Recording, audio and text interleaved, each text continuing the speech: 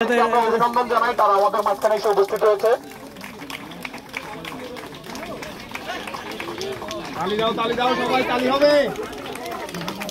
সবাই করজোড়ে হাততালি দিয়ে আমরা ওদেরকে ওয়েলকাম জানাই আমাদের এই আন্দোলনে।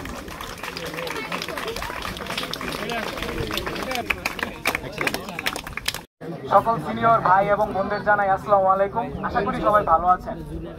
আমরা এই ক্যাম্পাস সম্পর্কে আমাদের সবারই মোটামুটি ভালো আইডিয়া আছে।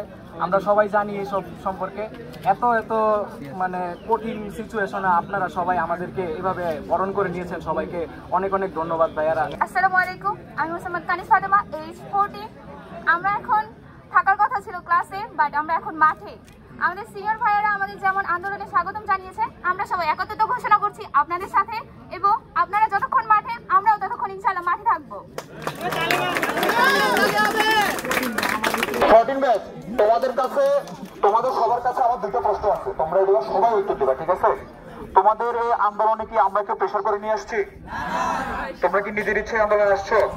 তোমরা কি আন্দোলন যতদিন থাকবে ততদিন ক্লাস পরীক্ষা পর্যন্ত আমাদের সাথে থাকবে? শুভকামনা তোমাদের জন্য।